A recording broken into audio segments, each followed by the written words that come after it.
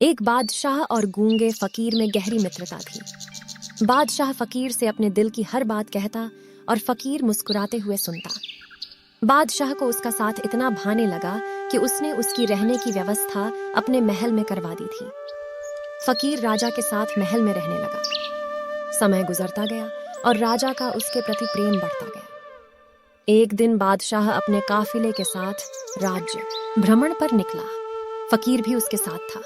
शाम को वे राज्य के अंतिम छोर तक के गांवों की स्थिति जानकर वापस लौट रहे थे। रास्ते में घना जंगल पड़ा। बादशाह का काफिला रास्ता भटक गया। बादशाह ने अपने सारे सैनिकों को रास्ता ढूंढने के लिए चारों दिशाओं में भेज दिया और खुद फकीर के साथ एक पेड़ के नीचे सुस्ताने लगा। उसी पेड़ पर एक फल लगा हुआ था।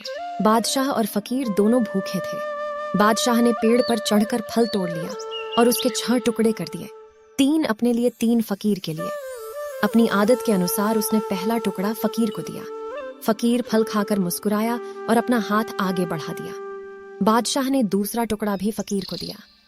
फकीर फल खाकर मुस्कुराया और फिर से अपना हाथ आगे कर दिया। राजा ने उसे तीसरा टुकड़ा भी दे दिया। एक एक करके फकीर 5 टुकड़े खा गया और 6वें के लिए भी हाथ आगे बढ़ा दिया।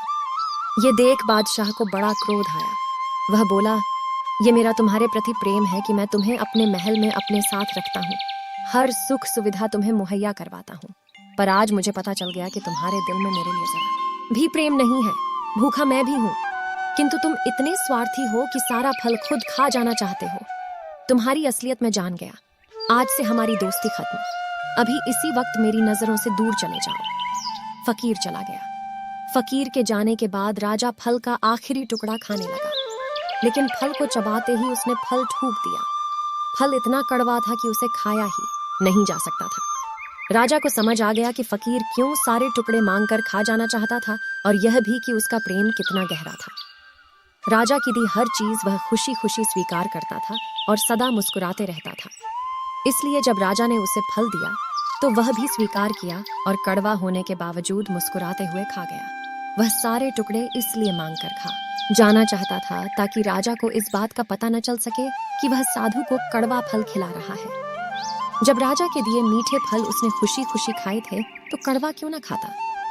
ये बात समझ में आने पर बादशाह पछताने लगा, मगर अब देर हो चुकी थी।